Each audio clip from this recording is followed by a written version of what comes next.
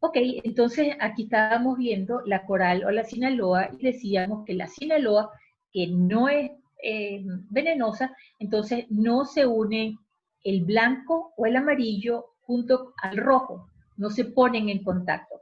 Si se ponen en contacto como esta de al lado, entonces es una coral. Entonces, ay, perdón. Entonces, leíamos la declaración de la ECO del consenso de endoscopia, que es del 2013, pero que sigue vigente, y con la declaración 2A y la declaración 5A, donde dice que no hay características específicas para la colitis o para el Crohn. El hallazgo más útil es la lesión continua, confluente y circunferencial con clara demarcación de la inflamación. Y en Crohn, las lesiones son discontinuas con presencia de estenosis, fístula o lesiones perianales. Entonces, hacer diagnóstico es algo más que simplemente verlo, es unir esas piezas del rompecabezas que a veces no son tan fáciles de conseguir y que necesitamos la clínica, la endoscopia, la radiología o las imágenes y la biopsia.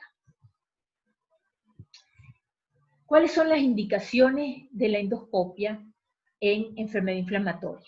Primero, hacer el diagnóstico inicial, hacer el diagnóstico diferencial con otras patologías, ya sea Crohn o colitis, con patologías infecciosas u otras colitides.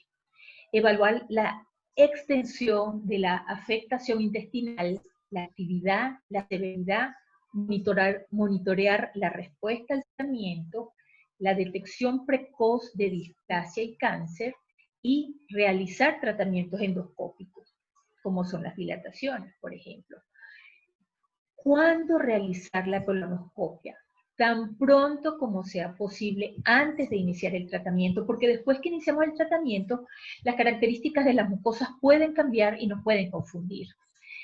Hay que sopesar el riesgo-beneficio de realizar la colonoscopia en un paciente que tiene actividad severa. ¿Por qué? Porque introducir un colonoscopio puede inducir a que aparezca un megacolon tóxico, porque es más fácil perforar un paciente que está activo, sobre todo si es mujer o si está bajo la acción de esteroides, y también si vamos a hacer dilataciones endoscópicas. Entonces, si tenemos un paciente en actividad, y en actividad usualmente, suponte que tengamos un paciente en actividad con 10 a 15 evacuaciones por día, cosa que ustedes han visto que no es una cosa tan rara. Ese paciente, ustedes van a introducir el colonoscopio y van a ver que el recto sigmoides está impecable, porque la actividad de limpieza, de contracción del colon, limpia los últimos, sobre todo los últimos 15 centímetros del recto, y puede limpiar un poco más de sigmoides. Entonces, no van a necesitar darle una preparación a un paciente que ya está realmente con mucha actividad diarreica y en el que no vamos a encontrar nada que nos obstaculice llegar a un diagnóstico si es solamente con la observación. ¿Qué tenemos que hacer? Evitar AINES y la soda, porque AINES y fosfosodas nos pueden hacer que aparezcan lesiones en la mucosa que nos van a confundir. Tomar biopsias de 5 segmentos: ilion, ascendente, transverso, izquierdo y del recto. Y enviarlo a anatomía patológica en envases separados, porque la histología es diferente en cada segmento y nos puede confundir según el tipo de células inflamatorias que normalmente habitan en cada uno de esos segmentos. Y, por supuesto, si vemos estenosis, pólipo o alguna lesión de aspecto inusual, también hay que biopsiarla. ¿Cuándo repetir la colonoscopia? cuando tenemos que aclarar el diagnóstico porque todavía no estamos claros, cuando hay recaídas sin que tengamos la causa conocida, porque si dejó lo del tratamiento, pues la recaída va a venir. Cuando hay síntomas diferentes a los que habían, pacientes que no responden al tratamiento que le estamos dando, es decir, que son refractarios, o cuando vamos a llevarlo a cirugía justo en el momento o en los días, en poco tiempo antes de llevarlo a cirugía, o para cambiar tratamiento y ver la respuesta a este tratamiento. Y recordar que la remisión clínica no siempre corresponde a la remisión endoscópica. Porque tengamos un paciente sin diarrea, no podemos omitirle los controles. ¿Qué vamos a encontrar en la colonoscopia? Vamos a encontrar todas estas lesiones que están en ese consenso de endoscopia en el Journal de Cronicolitis, pero ustedes ponen eco, consenso endoscopia y les va a salir y es de acceso libre. Y yo me voy a dedicar a enseñarles más bien imágenes para que ustedes vayan haciendo ojo y vayan familiarizándose con lo que nos vamos a encontrar. ¿Qué hay en la colitis ulcerosa? Lesiones confluentes, continuas y circunferencial. Confluente, continua y circunferencial, donde podemos ver la demarcación entre la lesión, entre la mucosa enferma y la mucosa sana. ¿Y qué más vamos a encontrar aquí? Vamos a encontrar, esto es la demarcación preciosa que si uno la busca, la consigue. Y eso nos da mucho indicio de que realmente es esto y no es, por ejemplo, una colitis isquémica o una colitis por radiación, porque se comportan diferentes. Este es como el límite. De aquí para allá no hay lesión. Patrón vascular. Esta es la vasculatura normal, que es similar a un fondo de ojo. Unos vasos sanguíneos que se dicotomizan en ángulo agudo. ¿Qué es lo que empieza a ser patológico? Esta lesión, por ejemplo, donde hay algo de vasculatura, pero lo demás no tiene vaso sanguíneo. Entonces, es pérdida de la vasculatura en parche o pérdida total de lo que es la vasculatura normal. ¿Qué más vamos a encontrar en colitis? Vamos a encontrar granularidad. Fíjense aquí en este recuadro donde se ven este puntillado blanquecino como en sal, como si fueran granulitos de sal. Eso es granularidad. Y lo vemos muy bien cuando ponemos el endoscopio, que la luz caiga, haga reflejo sobre la mucosa y vemos esa granularidad. La pérdida del patrón vascular y las hemorragias intramucosas. Esta pérdida de patrón completo y hemorragias intramucosas. En Crohn, ¿qué vamos a ver? Lesiones distribuidas en parche. Fíjense, aquí hay una úlcera estrellada o longitudinal rodeada de mucosa sana. Ya sean estrelladas, longitudinales, serpiginosas, apariencia en empedrado que puede verse en ilion o en colon, y orificios fistulosos, como es este que está aquí. Realmente esto me tapa, voy a quitar esto. Este orificio fistuloso, y más acá, no se ve, pero hay una estenosis. Esto es una válvula ileocecal y esto por muchos años, este es un paciente que tiene conmigo 10 años, por muchos años yo pensé que esto era una fístula. Le hice una enterotomografía y lo cierto es que el señor, que es andino, comía chimó. Chimó es nicotina y la nicotina es muy mal acompañante de los Crohn. Lo cierto es que cuando dejó el chimó, esto se abrió y vi que eso era el ciego. Y esto era, sí sabía que era la válvula ileocecal. Lesiones elevadas, que son lo que se llaman ahora, antes le decíamos pseudopólipos, ahora se llaman pólipos postinflamatorios. Esta es una estenosis postquirúrgica del Crohn.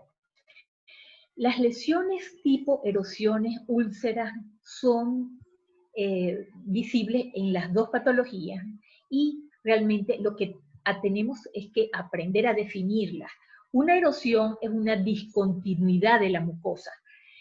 Quiere decir, es una pérdida de sustancia y son pequeñas, de 3 milímetros, pero una pérdida de sustancia, cuando ustedes le ponen el rayo de luz a esa mucosa, no se va a ver brillante. No hay erosiones si la mucosa está brillante.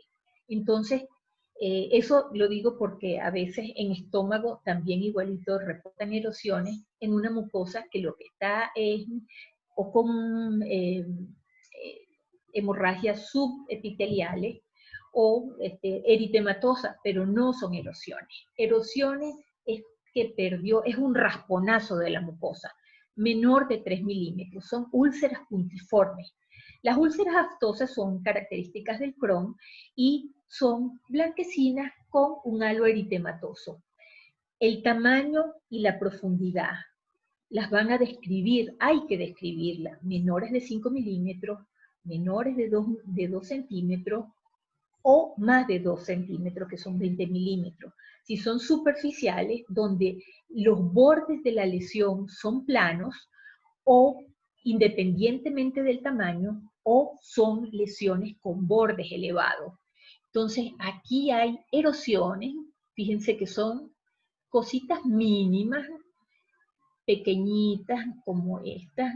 Estas son aftas que tienen eritema alrededor. Esto es un Crohn.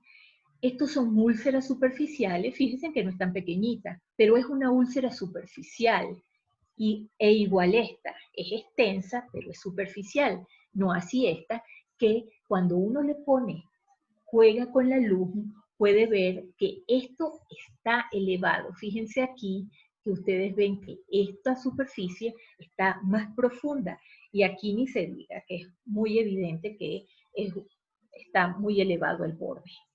Friabilidad es un concepto que no está tan bien definido, pero todos hablamos de friabilidad cuando la mucosa uno la tropieza y sangra.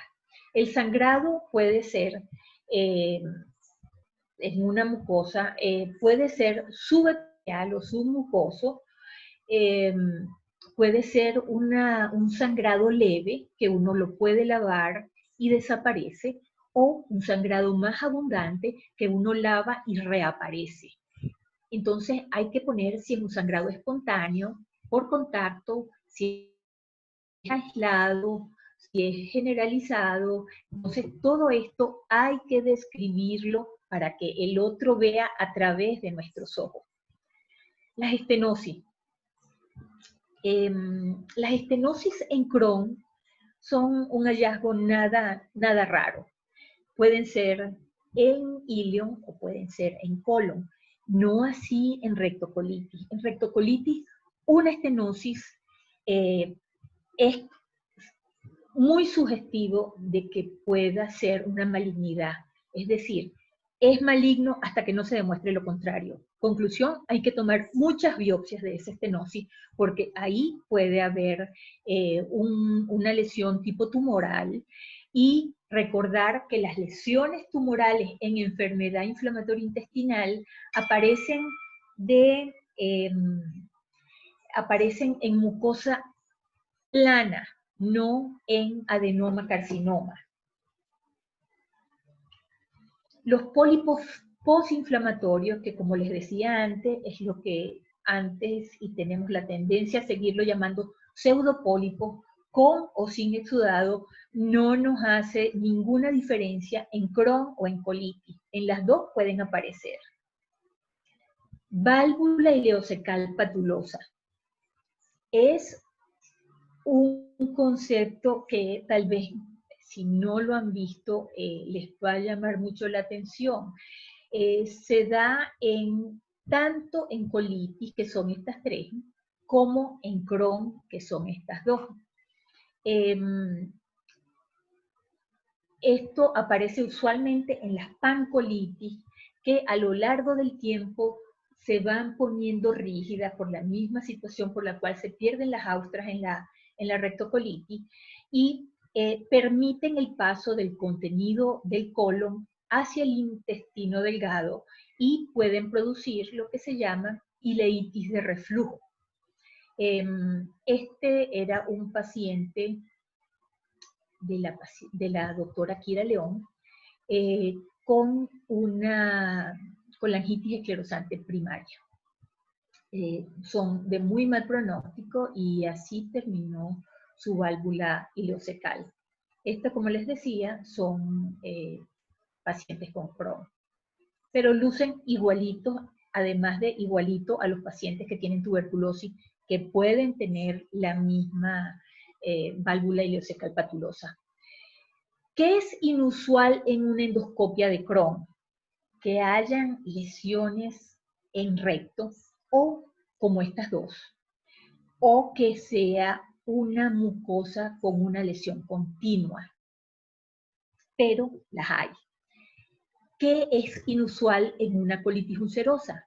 Que tengamos un recto sano. El 5% de los pacientes inicialmente en adultos tienen el recto sano y es inusual y más frecuente se ve en niños.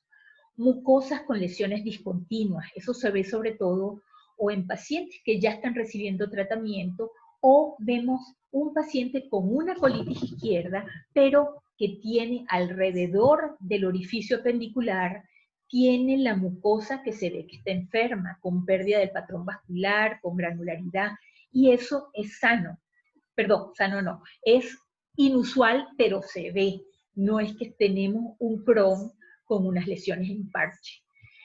Se observa posterior al tratamiento, por eso es que es tan importante tener una muy buena descripción de la primera colonoscopia antes del tratamiento, o tener lesiones en ilion, en una colitis ulcerosa, y eso es por las ileitis de reflujo, no es que se trata de un Crohn. Esta es una joven con, recuerdan que la semana pasada vimos la clasificación de Montreal, donde A era la edad en que aparecía. Esta muchacha le apareció el Crohn a los 16 años, ahorita tiene 50 y tantos, pero para ese momento, esto fue en 2002 más o menos, era un B3, que quiere decir que era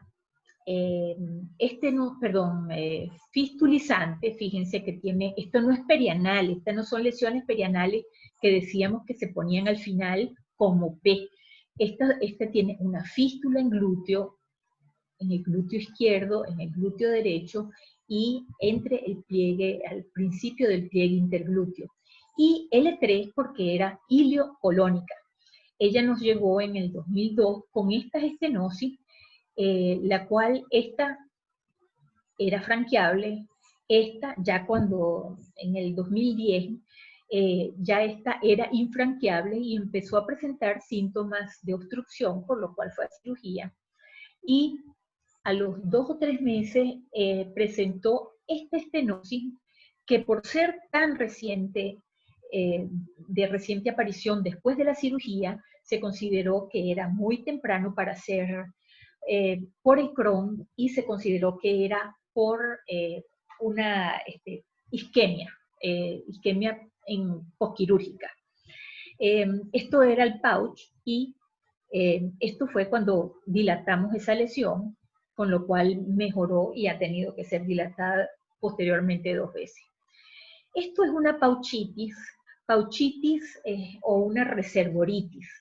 Cuando se hace, lo mencionábamos la vez pasada, que en el tratamiento de las colitis ulcerosas no se quita un pedazo, se quita todo el colon, aunque lo que tenga lesionado sea el recto. Si el recto tiene una lesión, por ejemplo, como vamos a ver dentro de un rato, de una paciente que no solamente tenía recto sigmoide, sobre todo el recto lesionado. Esa paciente se le hizo una colectomía total, aunque solamente era el recto, y se hace como una bolsita para que en esa bolsita se demore en salir las heces, las pueda hacer un poco más espesas, y eso es lo que es el reservorio, el pouch. Y esto es una pouchitis, que es una patología muy frecuente en pacientes que van a, que van a cirugía con colitis ulcerosa, y la gente dice, no, las colitis ulcerosas se curan con la cirugía, pero no es verdad. Las pouchitis son un verdadero dolor de cabeza. Entonces vamos a hablar de cómo lo vamos a reportar. ¿Cuáles son las clasificaciones en colitis ulcerosa? Hay muchísimas, muchísimas. Entonces nos vamos a circunscribir a las más frecuentes. Esta es la de mayo, que fue reportada en el 87, donde hay el mayo que es clínico y el score de mayo endoscópico, que es muy sencillo. El score de mayo endoscópico, mayo 0, es mucosa normal. Fíjense que la vasculatura, o sea, está sanita la mucosa. Mayo 1 tiene eritema, está rojito, puede tener alteración del patrón vascular. Fíjense que esto es un patrón vascular en parche. Esto aquí está normal y aquí está alterado. Y friabilidad. En la enfermedad moderada vemos que hay enrojecimiento, ausencia de vasos, hay friabilidad. Fíjense que comparten la friabilidad en mayo 1 y mayo 2, y hay erosiones. En mayo 3 ya hay úlcera. Eso es lo que caracteriza a un mayo 3, que tiene úlcera. ¿Para qué clasificar? Porque si clasificamos, por una parte, hablamos un lenguaje universal, y el informe que ustedes le den a su paciente aquí va a ser válido también en Rusia o en Estados Unidos. Y también porque, por ejemplo, con el score de mayo se sabe ahora que si es un mayo 0, es decir, si la mucosa está sanita, nosotros podemos tener un buen futuro para este paciente que no tiene o tiene extremadamente poco riesgo en tener una probabilidad de colectomía. Y fíjense que el mayo 1, que es el que nosotros decimos, ay, pero si está bello, el mayo 1 no deja de tener riesgo de colectomía cuando uno le hace seguimiento a largo plazo. Ahora, ¿qué pasa? El mayo es una buena clasificación porque es sencilla, es fácil de utilizar, pero tiene algunas debilidades que se intentaron subsanar con el U6. El U6 es de más reciente publicación y está ya validado, en el que se toman solamente 3 aspectos muy sencillos. El patrón vascular, que es patrón vascular normal, es U6 0, patrón vascular 0. El patrón vascular 1, que es la lesión, la alteración del patrón vascular en parche. El 2, donde es completa la ausencia de vaso. El sangrado, el 0, a pesar de que fíjense que esto está ulcerado, o sea, tiene úlcera. El 0 es sin sangrado, el 1 es submucoso, el 2 es un sangrado leve que se lava con facilidad, y el 3 es un sangrado que es espontáneo y que a veces es difícil de despegar el coágulo. Las erosiones o úlceras, que es el tercer ítem, sin erosiones ni úlceras. El 1 son erosiones menos de 5 milímetros, la 2 menos de 2 centímetros, y planas, o sea, superficiales, y la 3 son úlceras profundas. Y fíjense la diferencia de por qué el mayo no es tan efectivo como creíamos. porque si calificamos, si estandarizamos esta mucosa con U6, vemos que el patrón vascular tiene 2, no hay patrón vascular aquí.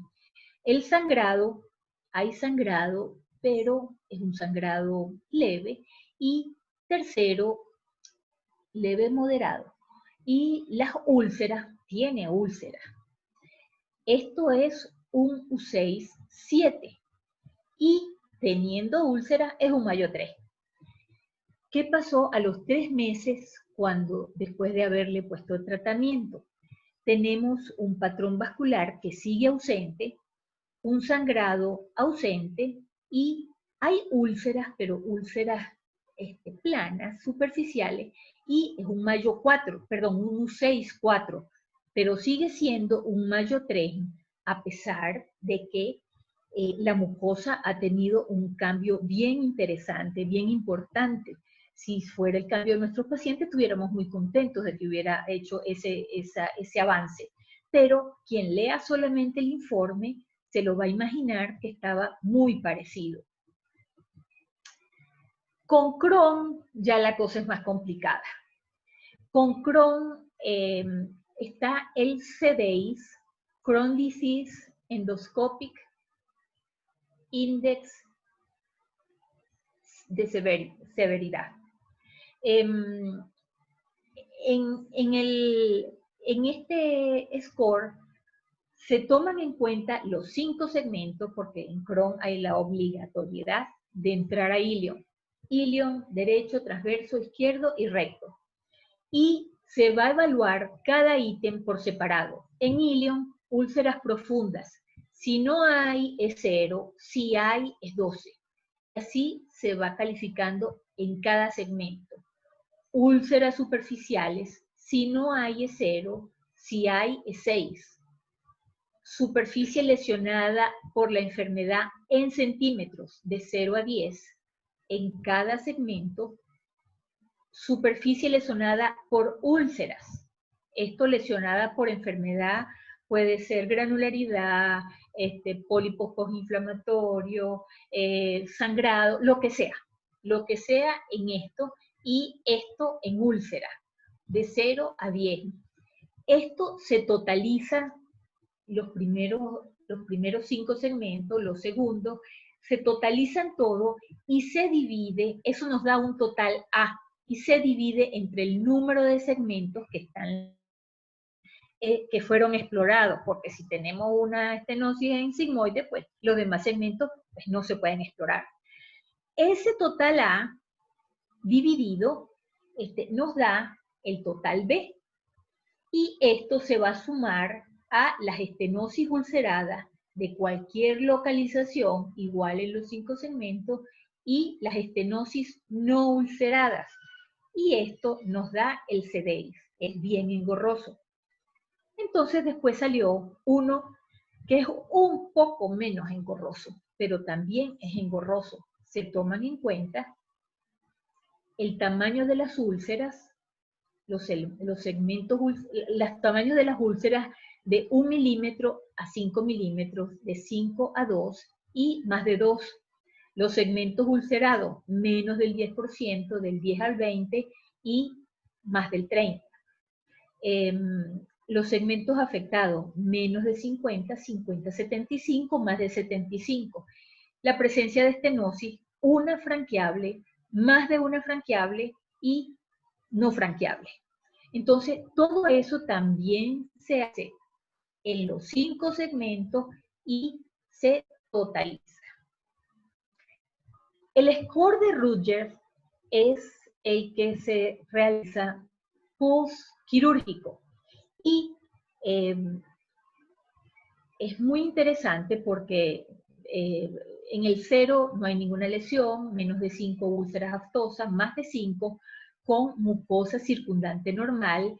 Acuérdense que esto es lo que vamos a evaluar en el pouch que nos quedó, porque esto es para rectocolitis. Úlceras aftosas difusas con mucosa difusamente inflamada e inflamación difusa con grandes úlceras, nódulos y o estenosis. Este score nos da idea de la probabilidad que tiene ese paciente de ser nuevamente sometido a una intervención quirúrgica, lo cual, bueno, no es tan frecuente en colitis, pero sí es frecuente en Crohn. ¿Con qué tenemos que hacer el diagnóstico diferencial? Con la amibiasis. Recuerden que la amibiasis, los principales sitios de lesiones son el ciego y el recto. Esto es muy importante recordarlo. Esta úlcera en recto, que estaba bien fea, era una amibiasis en un paciente homosexual.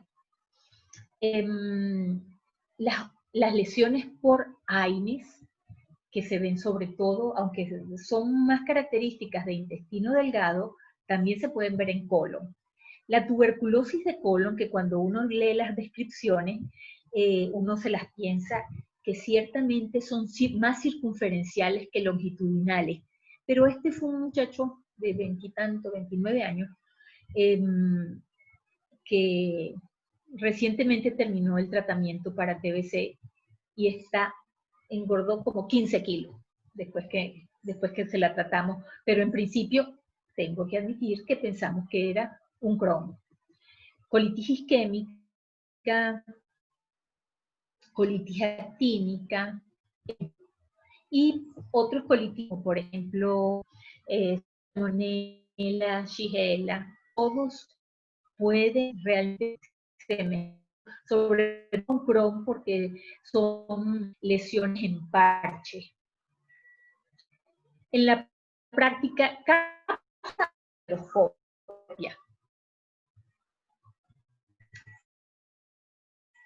esto era, no sé, de la tomografía, y para no someter a este paciente a tener una cápsula retenida. En la declaración 11 del ECO, dice que la cápsula endoscópica tiene un alto valor predictivo negativo. Si no hay lesiones, prácticamente seguro que eso no es un Crohn, sobre todo teniendo ya la ileocolonoscopia negativa.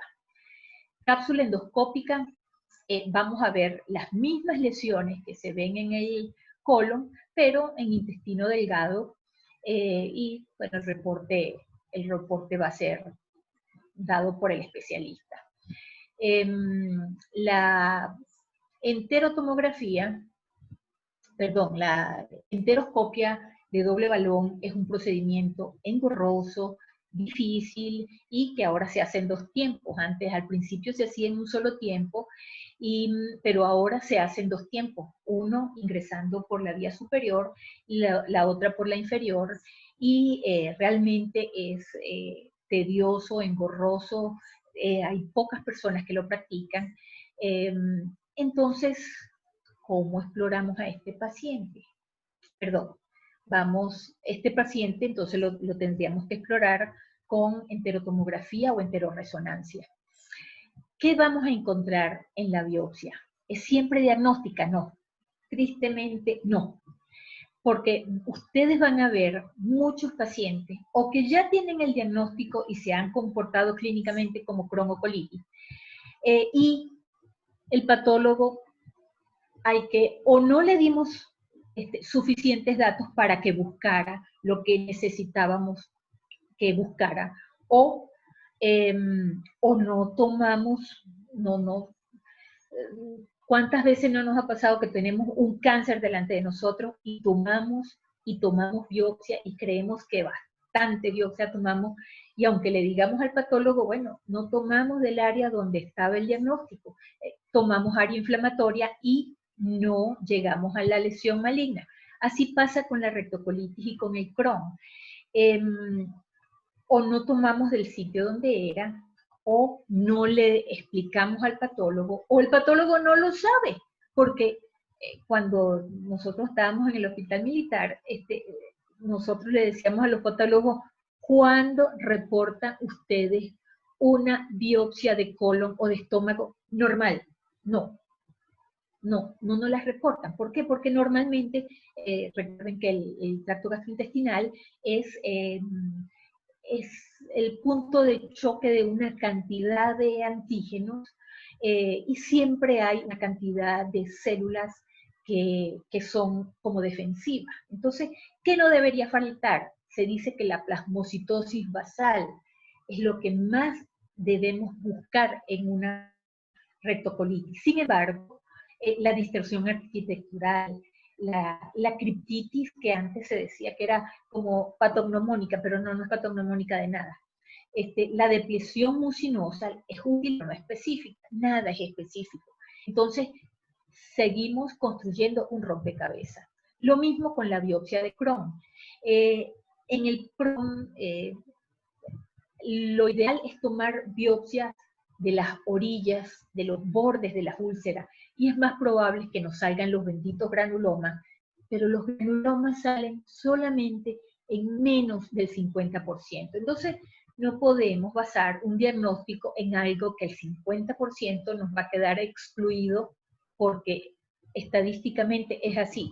Entonces, todo tiene que ser contextualizado en clínica, laboratorio, radiología, todo junto. ¿Qué vamos a obtener de las imágenes? En la placa de abdomen simple, esto es un paciente con un megacolon tóxico. Este es un paciente distendido que se va poniendo tóxico y que hay que operarlo, lo cual no ocurrió con este paciente con la rapidez que nosotros, los gastroenterólogos, hubiéramos querido. Pasó 2 o 3 días en manos de los cirujanos y falleció. Y esa es prácticamente la evolución muy frecuente en estos pacientes. Entonces, nosotros que somos usualmente los dueños del paciente, tenemos que estar pendientes de que esto no nos pase y de presionar lo suficiente como para que no nos pase lo que pasó en esta circunstancia. La enterotomografía o enteroresonancia, ¿cuál escogemos? Esta es la enterotomografía que, a diferencia de la tomografía usual, o sea, clásica, fíjense que el contraste aquí es neutro, es negativo. En las tomografías usuales, el contraste es brillante porque es iodado. Esto no, esto le dan o leche, o polietilenglicol, o simplemente agua. Y se ve oscuro. Y eso hace que en el momento que inyectan el contraste, el borde, la mucosa se impregne, y esto es el borde usual de una mucosa, y esto que está prendido, como dicen los radiólogos, esto prendido es una mucosa inflamada, que además de todo nos ayuda porque aquí, en este borde, está lo que se llama el signo del peine, que es el lecho vascular dilatado y que se hace evidente con el paso del contraste. ¿Qué de bueno tiene la enterotomografía? La enterotomografía nos da la longitud, nos da si esta estenosis está formada por un tejido vivo, inflamado, o que si simplemente es un tejido que ya está acartonado, fibrótico, y que eso quiere decir que ahí no van a funcionar los biológicos y que una dilatación se hace muy riesgosa, porque dilatar, eso es difícil no, riesgoso. Nos dice cuánto, más de 4 centímetros, no deberíamos realizar una dilatación endoscópica, sino debería ir a cirugía.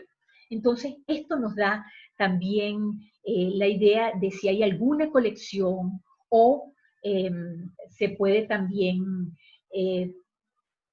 punzar la colección a través del tomógrafo, sin que vaya a una mesa quirúrgica. La enteroresonancia es buena sobre todo para las fístulas perianales. Para las fístulas es muy buena porque nos permite diferenciar los planos, que para los cirujanos es muy importante ver a dónde está la fístula, si la fístula lesiona el esfínter, el trayecto de la fístula propiamente. Eso es muy importante para los cirujanos. ¿Cuál es eh, de bueno también tiene, perdón, que no tiene radiaciones y que estos pacientes esta es una patología de gente joven que va a necesitar muchísimos de estos estudios muchas veces en la vida. Y nosotros aquí todavía no le ponemos atención a las radiaciones, pero las radiaciones existen y traen problemas. Entonces, mejor que a nuestros pacientes nosotros no se los provoquemos. ¿Cuál es el contra de la enteroresonancia? Que los resonadores tenemos menos experiencia con ellos.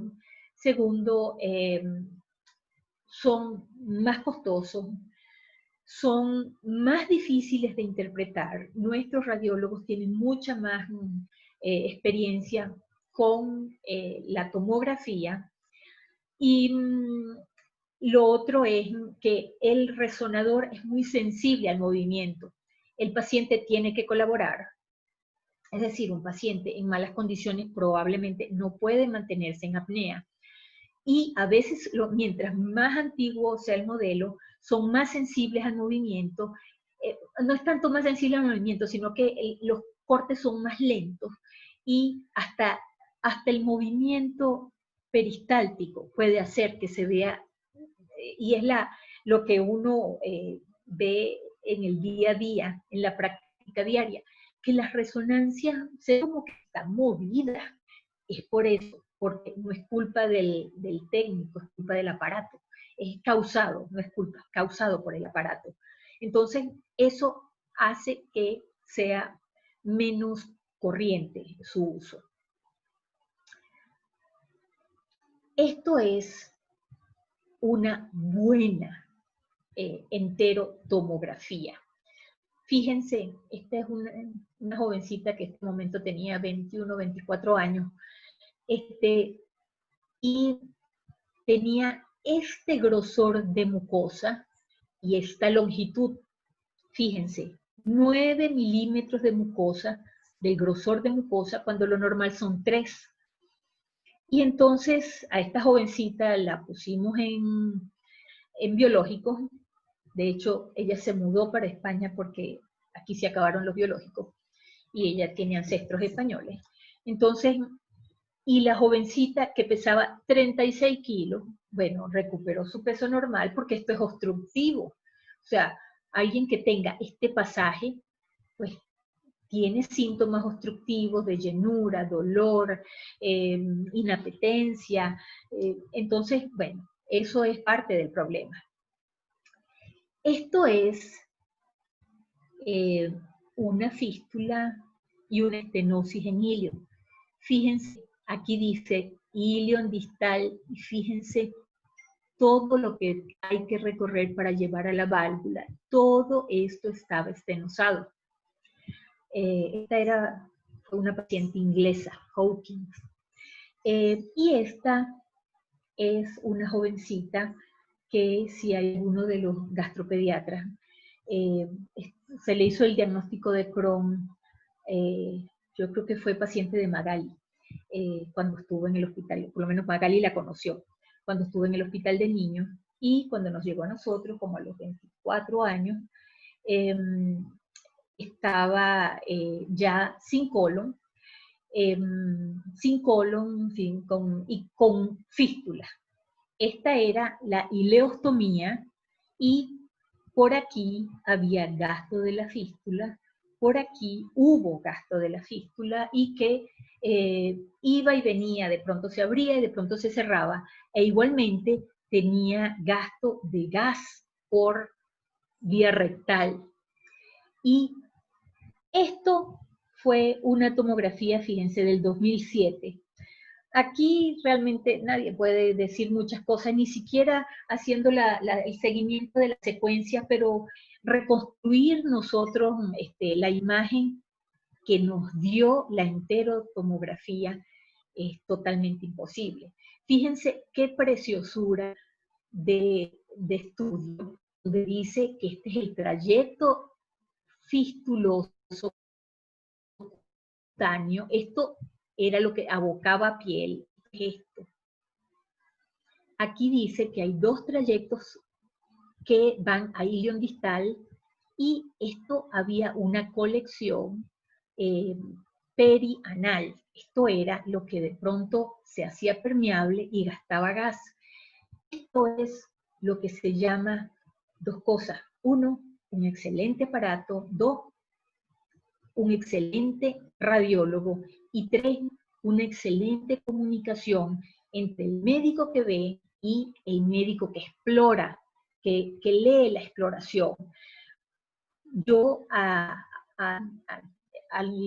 radiólogo que ha venido trabajando los últimos años, muy cercano a todo el equipo de enfermedad inflamatoria, yo le mando los informes de la colonoscopia, le mando la foto, y eso lo nutre a él, y eso hace que sus informes me den un excelente resultado a mí y a mi paciente. Entonces, es una simbiosis muy, muy productiva. Y eso es lo que se llama un equipo multidisciplinario, donde está el radiólogo, el patólogo, tengan un patólogo al que ustedes le puedan decir, mira, no, busca ahí tal cosa, no solamente para enfermedad inflamatoria, y descríbanle, es una lesión así. Yo al patólogo nuestro de GastroExpress y en el hospital también, yo le mandaba el informe de la colonoscopia de manera que supiera qué le estábamos mandando, qué estábamos pensando, y bajaba y la veía con el patólogo para yo aprender y para a veces le decía, no, mira, rebánalo más, porque quien va a salir ganando, en primer lugar, va a ser el paciente. Y en segundo lugar, vamos a ganar nosotros. Porque nadie va a decir, ay, mire, la doctora Pernalete que no, yo diría, ay, mire, la biopsia no dio nada. Y bueno, no dio nada. Pero si mi patólogo no sabe qué estoy buscando, me va a decir colitis crónica. Juren lo que dice colitis crónica. Puede ser con úlcera o sin úlcera, pero colitis crónica. No va a buscar lo que tiene que buscar. Entonces aquí tiene que estar el gastroenterólogo, el patólogo, radiólogo, el cirujano, el reumatólogo, el internista, el infectólogo, la enfermera. Todo eso necesitamos incorporarlo a nuestro equipo para que eso sea eso, un equipo, y como equipo funcione.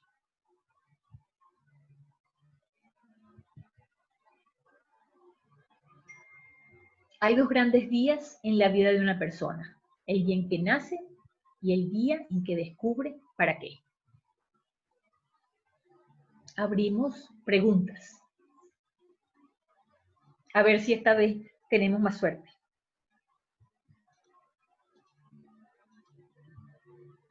Perdón.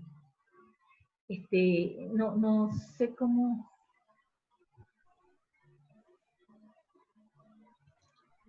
Ok. ¿Estamos listos? ¿Quién quiere aclarar dudas o sembrármelas a mí? Buenas tardes, doctora. ¿Cómo está? Patricia. Hola, Yuraima. ¿Cómo estás?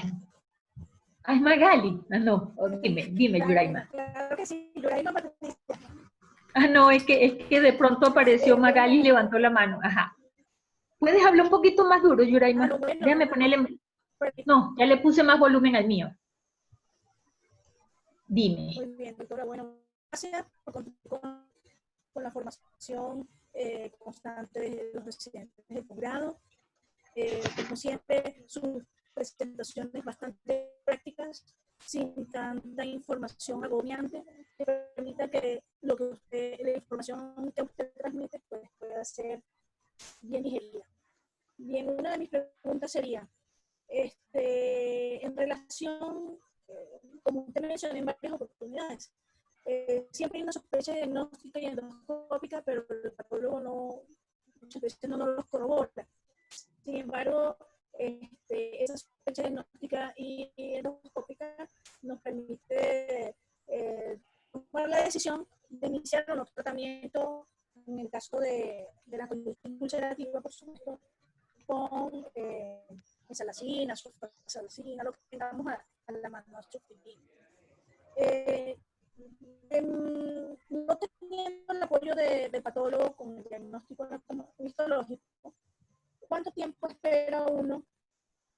Que ya usted también mencionó que no hay correlación de mejoría sintomática con la mejoría endoscópica. ¿Cuánto tiempo después de iniciado el tratamiento, habiendo mejoría sintomática, clínica, se le hace un estudio endoscópico a ese paciente? Mira,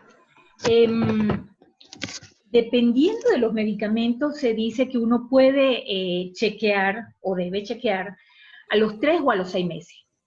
Hay, incluso con los biológicos, hay quienes dicen 3 meses y a veces 6. Pero de las cosas importantes es mantener un buen dintel de tratamiento, no subtratar.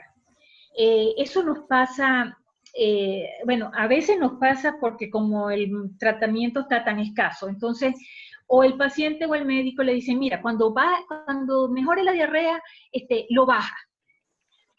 Por ejemplo, mesalacina, no debemos bajarla de 2 gramos. 2 gramos en la literatura, y eso lo vamos a revisar la semana que viene, la literatura dice que es prácticamente placebo.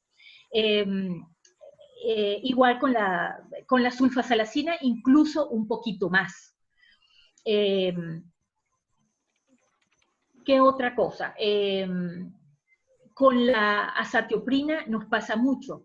Los pacientes le da miedo a la azatioprina, o a veces el paciente ni sabe qué es lo que está tomando, pero a veces es a nosotros los médicos que nos da miedo la azatioprina. Entonces nos vamos como una tableta. No, la azatioprina es de 2 a 2.5 miligramos por kilo por día. Y si tú te vas muy por debajo, no estamos haciendo nada.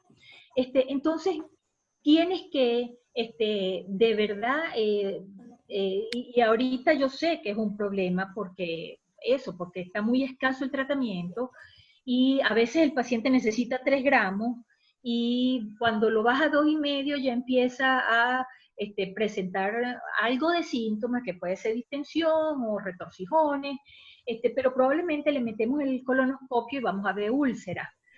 Entonces, más o menos se estipula que 6 meses, sobre todo 6 meses, y no tienes que hacerle una colonoscopia completa.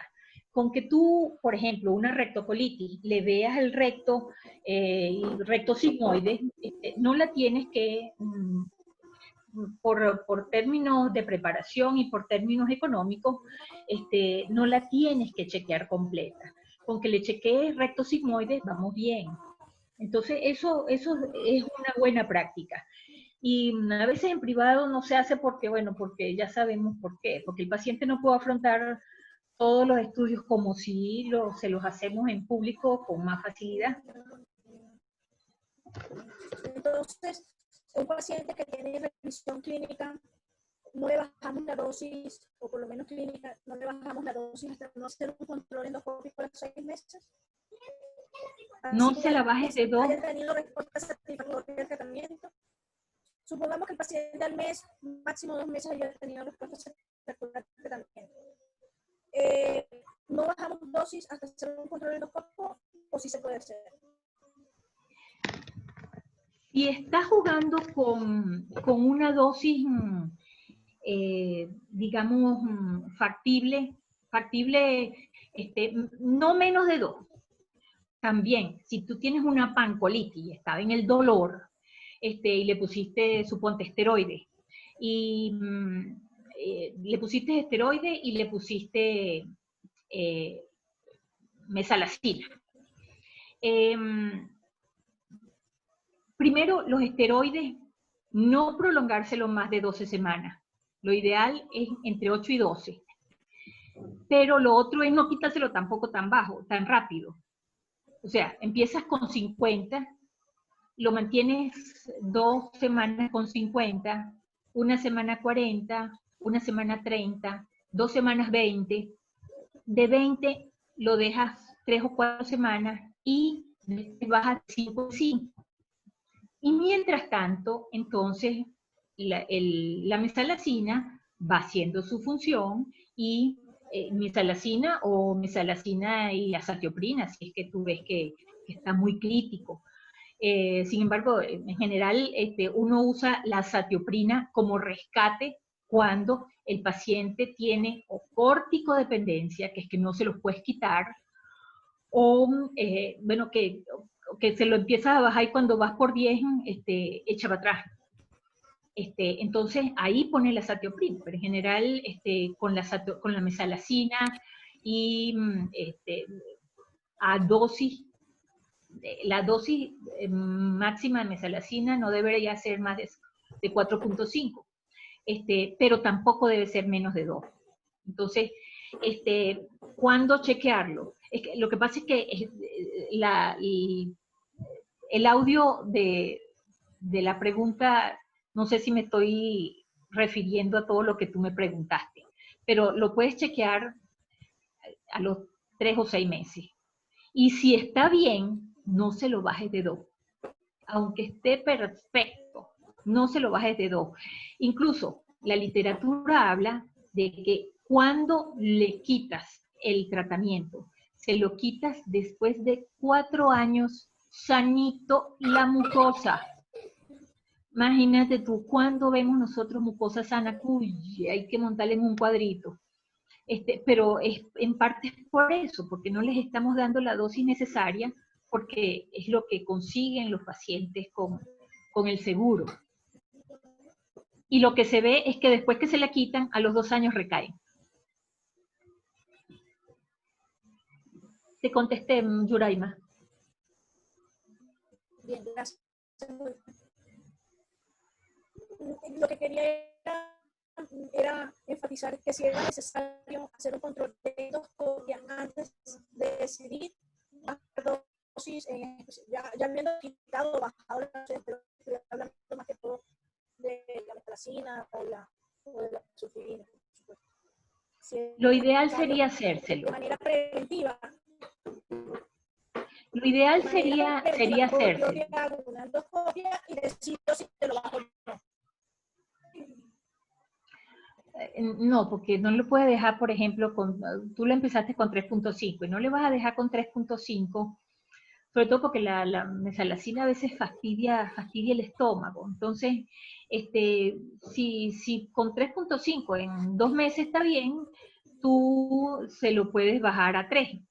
Y si en otros 2 meses está bien, se lo puedes bajar a 2.5. Y ahí pues le haces el control. Es lo ideal. Es lo ideal. Ver si de verdad lo que estamos dándole está funcionando.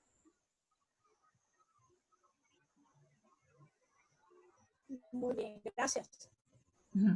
Mira, y por cierto, quedó pendiente tu pregunta de la vez pasada, que ahí se fue el audio, se fue mi internet, que decía que si nos mandan los pacientes de otras especialidades, cuando, por ejemplo, encuentran un pioderma gangrenoso, eso debería ser. Si nosotros trabajáramos en equipo, como uno logra a veces trabajar en los hospitales, realmente eso debería ser. Pacientes con artritis seronegativa deberían tener colonoscopia. Pacientes con pioderma o con eritema nodoso que no se sepa por qué lo tiene, no tiene tuberculosis, no tiene sarcoidosis. Bueno, lo ideal sería, porque se hace, uno en medicina interna, uno siempre piensa que todo es lupus, pero no, hay más, las granulomatosis son más de eritema nodoso que el lupus, pero bueno, eso debería ser así. Por eso, yo 2 años allá en el Llanito, en la reunión de nosotros, de gastroenterología, invitamos a la doctora Montes de Oca para que fueran los de medicina interna. Eso debería ser, así debería ser.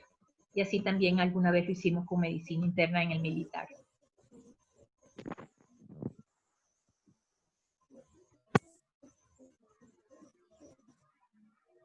Magali, vi que levantaste la mano. No sé si alguien más quiere intervenir. No. O sea, si alguien más quiere intervenir.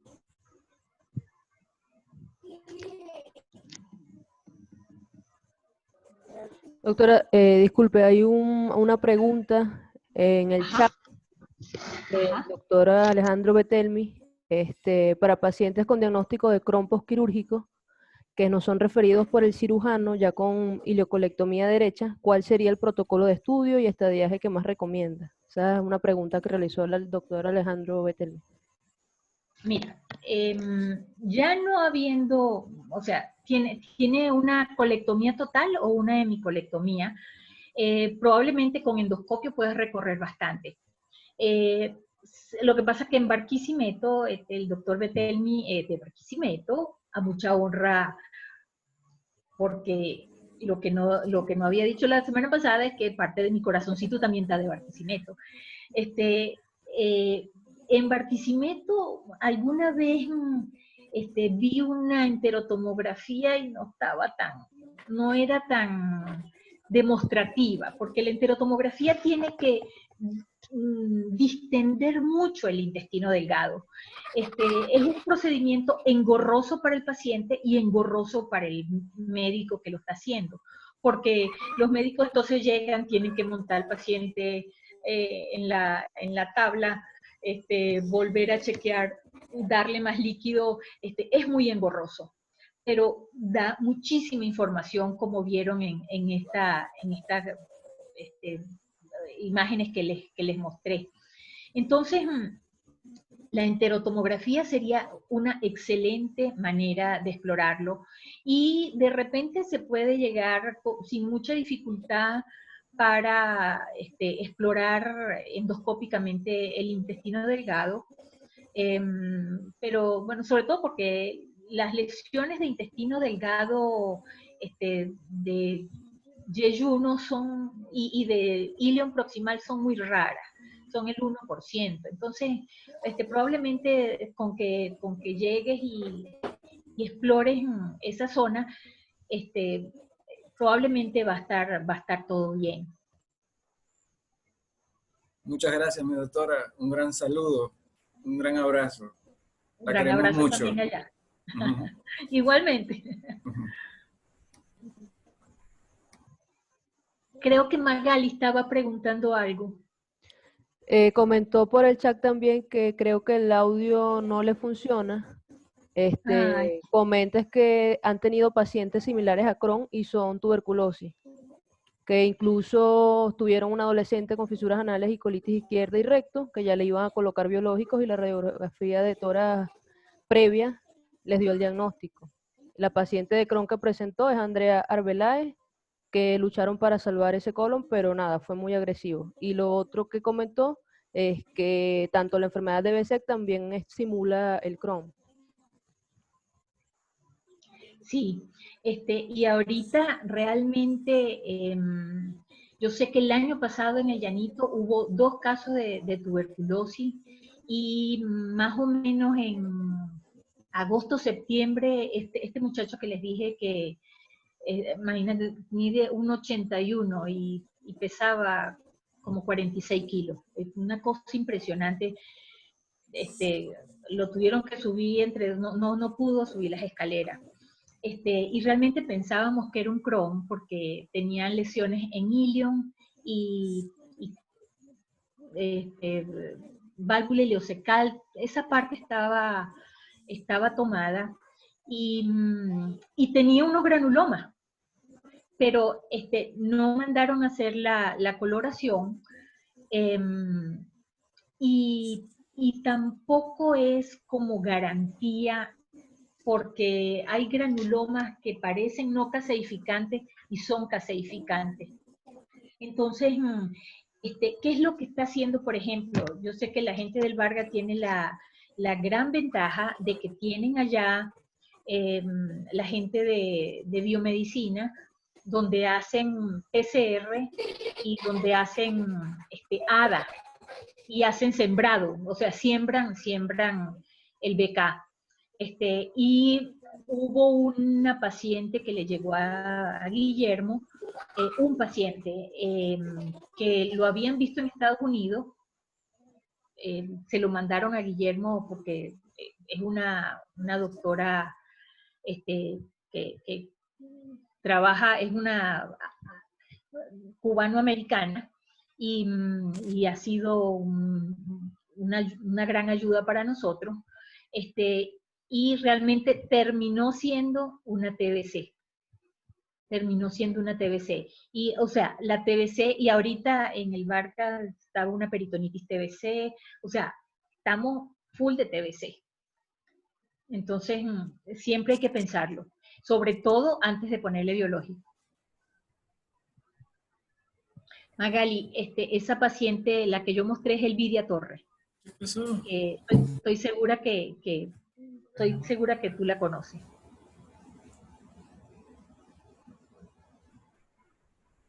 ¿Alguien más?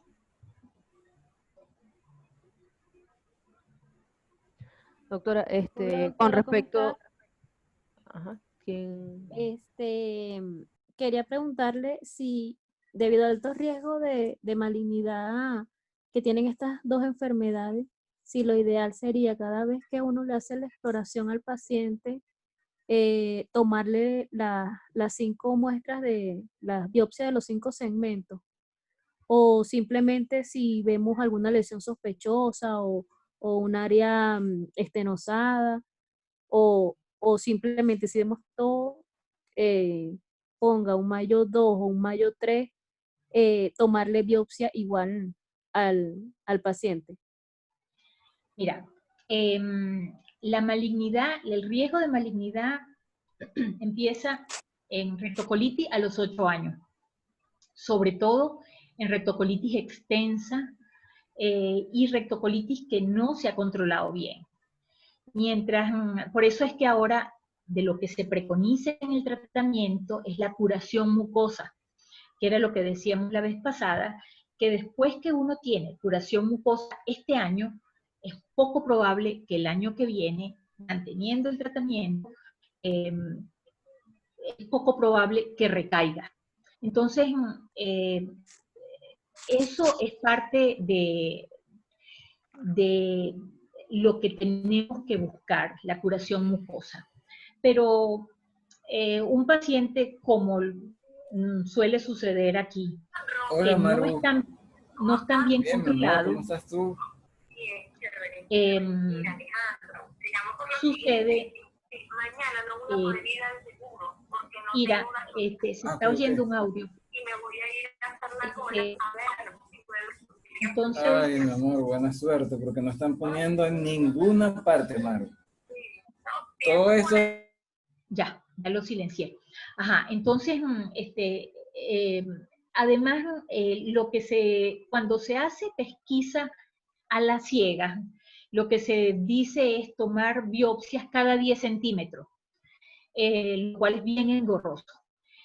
Lo que hay es que tratar de aprender a identificar lesiones planas, o sea, áreas de mucosa, y tener siempre a la mano cromoscopia, que tengan contraste ahí al lado, de manera de ver si tiene un patrón que sea anormal y tomar biopsias dirigidas, no biopsias simplemente a ciegas cada 10 centímetros, que era lo que se hacía antes.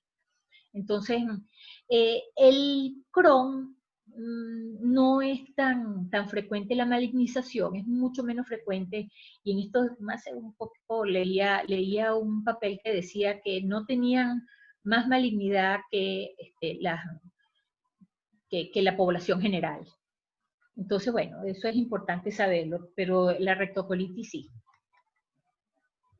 Excepto, o sea, la pesquisa hay que hacerla a partir de los 8 años de que se haga el diagnóstico, excepto en la colagitis esclerosante primaria, que hay que empezarla a hacer al año siguiente del diagnóstico, porque eso sí hace malignidad con más frecuencia. Próxima pregunta. Doctora, una consulta una pregunta, en los pacientes que ya tienen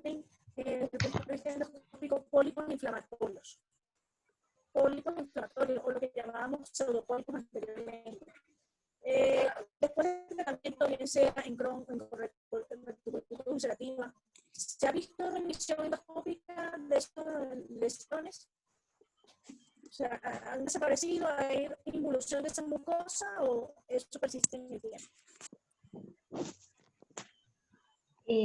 Yuraima, aunque yo no lo he leído, lo he visto. Lo he visto, así como esa glándula, esa válvula papulosa, que en la vida me imaginé que podía eso abrirse y dejarme ver el ciego propiamente. He visto pacientes que después, suponte, que lo has estado siguiendo por tiempo y se ha tranquilizado la enfermedad, los pólipos se aplanan, pero no es una cosa que yo haya leído, pero sí lo he visto. Entonces sí podemos pensar en que, y de hecho, fíjate, con esa clasificación de 6 donde se toma, que yo les diría, y les voy a pasar a los coordinadores o a alguien de cada grupo de posgrado, de manera que tengan lo que es la bibliografía, lo que es las clasificaciones que deberíamos tener en la computadora. Cuando en una reunión que hicimos afuera del país, en el tiempo en que podíamos irnos a educar afuera, yo preguntaba que por qué no se tomaban en cuenta los pólipos inflamatorios para el U6, que lo que tienen es la parte vascular, sangrado y las úlceras. Y entonces yo decía, pero bueno, porque entonces me dijeron, no, eso es parte del pasado del paciente. No quiere decir que ahorita esté mal, quiere decir que estuvo mal. Y me imagino que será así como cuando uno tiene una cicatriz que poco a poco a lo largo del tiempo se va borrando, porque los pólipos postinflamatorios son mucosa, una isla de mucosa sana, rodeada de úlcera, y que de tanto apretarla, eso se va como haciendo un cinturón y va protruyendo la mucosa sana. Tal vez lo que yo me explico es que a lo largo del tiempo que la mucosa se va relajando porque ya ha estado sana tanto tiempo, entonces esos pólipos se van aplanando, pero sí se aplanan, sí van desapareciendo. Muy bien. Dentro del paciente con estas patologías, tanto rectocolitis como Crohn, tienen un riesgo de desarrollar AVC. Estas lesiones llaman mucho la atención, son muy dramáticas. Uno ve como si fuese muy severa la patología como tal, ya instalada, y de largo plazo.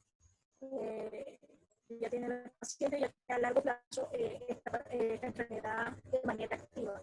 El seguimiento de esas lesiones pudiese emplearse técnicas endoscópicas con MRI, o sea, con endoscopia digital y magnificación para el descarte de lesiones malignas precoces. ¿Se hace? ¿Eso se hace? ¿O simplemente, bueno, son pseudopólipos, tomamos biopsias de la salida? No, lo ideal es, entiendo que la pregunta es que con los pseudopólipos son muy llamativos y que nos confunden y que hacen que pensemos que la mucosa está muy enferma. ¿Esa es la pregunta? Sí, en parte sí, porque de esas lesiones puede haber riesgo de desarrollar AVC, puesto que los pacientes con RCU o con Crohn tienen ese riesgo, este factor de riesgo de desarrollar AVC de golpe.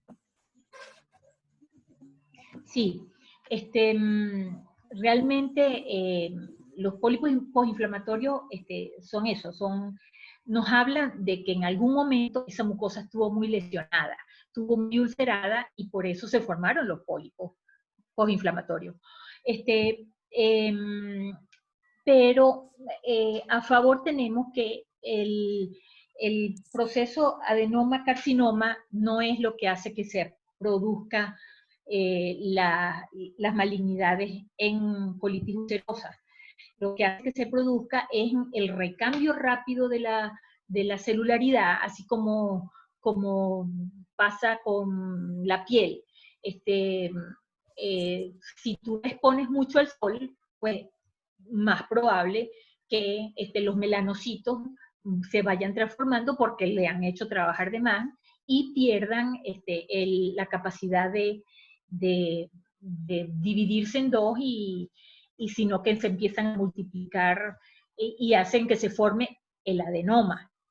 Pero eso no es lo que hace que aparezcan las lesiones malignas en rectocolitis, sino se ve a partir de lesiones planas.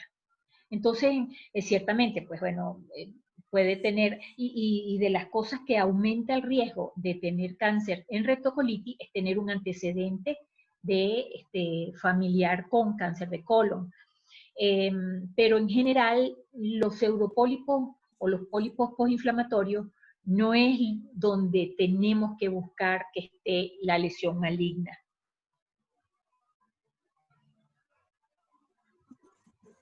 Muchas gracias, doctora. Muchísimas gracias. Bueno, entonces espero que a la próxima semana. Por acá tiene una mano levantada, pero es un número de teléfono. ¿Quién? Joseph. No, dice 0573 1332 45 97. No tiene identificado.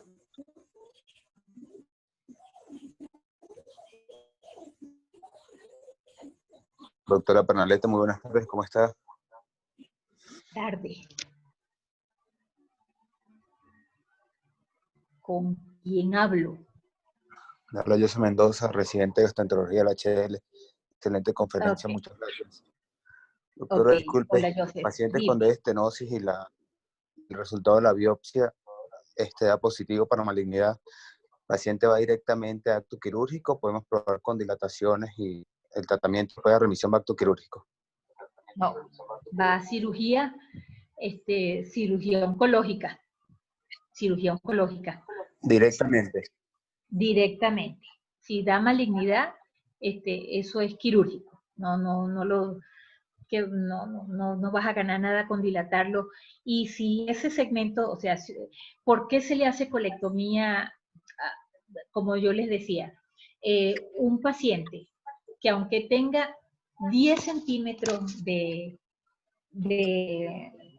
una proctitis muy severa y que haya hecho una malignidad en esos 10 centímetros, va para colectomía completa. ¿Por qué? Porque la colitis ulcerosa, como decíamos la semana pasada, puede ir avanzando y si tú le quitas ese pedazo, puede seguir avanzando y si ese pedacito se hizo maligno, el pedacito de al lado se puede hacer maligno porque todos tienen el mismo factor de riesgo. Entonces, eso va a colectomía total. Si se hace hemicolectomía, porque bueno, Poncha, le vamos a salvarle el... No, eso no se hace. Eso es una mala práctica. ¿Ok? Ok, muy agradecido. Doctora, disculpe una pregunta. Con respecto Mira, a los dime. pacientes con megacolon tóxico, ¿siempre es mandatorio la intervención quirúrgica? Sabemos que los podemos, ya con los criterios de Cleveland, según los factores de mal pronóstico de Greinstein, hay quienes sugieren el tratamiento médico las primeras 72 horas, según la evolución. Recuerdo un paciente que tuvimos en el Llanito que a las pocas horas de haber solicitado la interconsulta con cirugía, estos indicaron optimizar las condiciones del paciente y a las pocas horas el paciente falleció. O sea, ¿qué tan mandatorio es la intervención quirúrgica una vez que identifiquemos el megacolon tóxico? Mira, Hay criterios,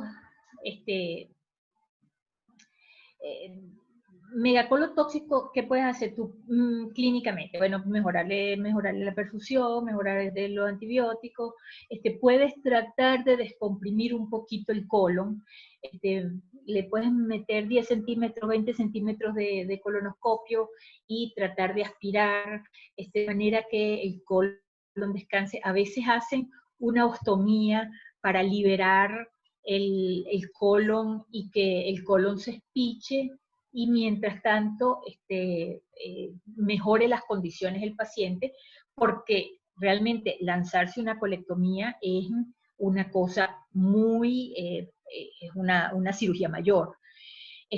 Pero siempre se intenta eso, como tú dices, 72 horas, pero 72 horas es un decir, porque si tú estás viendo que el paciente va palo abajo, tienes que darle rápido. O sea, lo que lo va a salvar es la cirugía.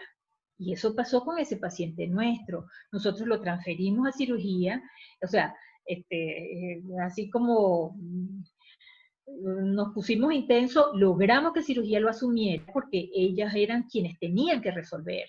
Y se murió en manos de ellos. 48 horas después, no ha debido pasar. Entonces, si cirugía, y hay que entender que, así como dicen, yo no hablo con el payaso, sino con el dueño del circo. Cuando yo estuve en el Llanito, en algún momento, alguno de los adultos dijo, díganle que venga y hable conmigo. Si un residente, o mejor, y su adjunto, porque no podemos dejar el adjunto por fuera, pero a veces el residente a medianoche se enfrenta a algo, tiene que ser, por eso es que yo siempre le digo a los residentes que el gastroenterólogo, ¿cuál es la contraparte del gastroenterólogo? Los internistas y los cirujanos, uno más prepotente que otro. Entonces, si quieren poder hablar con propiedad, tienen que estudiar, porque si no, no se pueden enfrentar ni al cirujano ni al internista, porque no los va a respetar. Estudien y láncense un puñal, y si le van con todo en la mano, más probable que los oigan. No siempre nos oyen, pero es más probable que nos oigan y que nos respeten. Entonces, si ustedes están viendo que el paciente está evolucionando mal, tienen que pegarse como una garrapata con los cirujanos, pero los cirujanos son muy difíciles. Hablen directamente, porque cada paciente que uno tiene puede ser familia de uno. Tenemos que tratarlos como si fuera nuestra familia. Entonces, bueno, pónganse intensos. Gracias, doctora.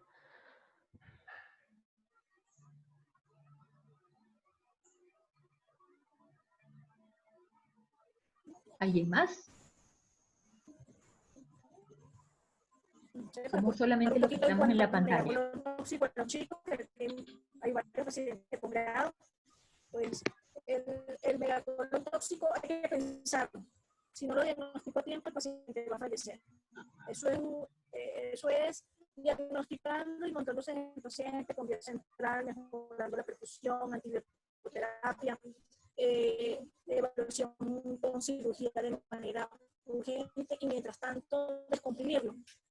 Si se puede descomprimirlo, si tenemos herramientas, porque no usarlo, ya que el riesgo de perforación es lo más inminente, y por supuesto de necrosis, ¿no? Por eso es que llega el momento en que se tiene que operar, o lo descomprime haciendo una fístula mucosa, una secostomía, o cuando abre se va a dar cuenta de la vitalidad o no de ese intestino, y va a tener que tomar la decisión de hacer una colectomía total, ¿no? Pero claro, esta es la conducta. Pensar el diagnóstico, eso es posible, y el abordaje oportuno de ese paciente para evitar que el paciente por algo podríamos solucionar con un diagnóstico oportuno. Y por supuesto con todas las medidas o implementos necesarios para poder resucitar, ¿no? Porque no hablemos del tema actuales de los hospitales, que termina uno en cierta forma frustrándolo, porque uno sabe qué hacer, pero no se hace porque no hay. Pero si usted lo tiene, si usted empieza en el diagnóstico y comienzan a tomar, a establecer prioridades y medidas de ese paciente, lo más probable es que están salvando. Salvar al paciente y salvar su destino, ¿no? Y evitar una cirugía. Claro, ellos aún en las mejores manos tienen una mortalidad alta, pero hay que intentarlo todo. Y es igual que dice Patricia, pues, hay que darle con todos los hierros.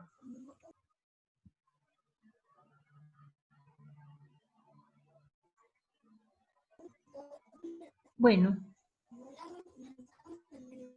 entonces la semana que viene vemos tratamiento. Entonces yo les sugiero que a los muchachos lean, aunque nunca hayan visto un infliximab o lo vieron y ya es parte de la historia, pero nosotros tenemos que seguir poniéndonos al día porque tú no sabes dónde vas a estar dentro de un año. Porque puede haber cambiado nuestra situación o porque puede haber cambiado la situación de ustedes, pero tenemos que seguir estudiando, ¿ok? Muy bien, doctora, agradecida eternamente por esta colaboración y esperamos que en un futuro sigamos contando con usted, con el gran aporte y la experiencia que tiene en el manejo de esta patología, en general de enfermedad inflamatoria intestinal. No, un gusto, de verdad. Bueno, nos vemos la semana que viene. Nos vemos la próxima semana. Ok, un beso, pues. Muchas gracias, igual, besos.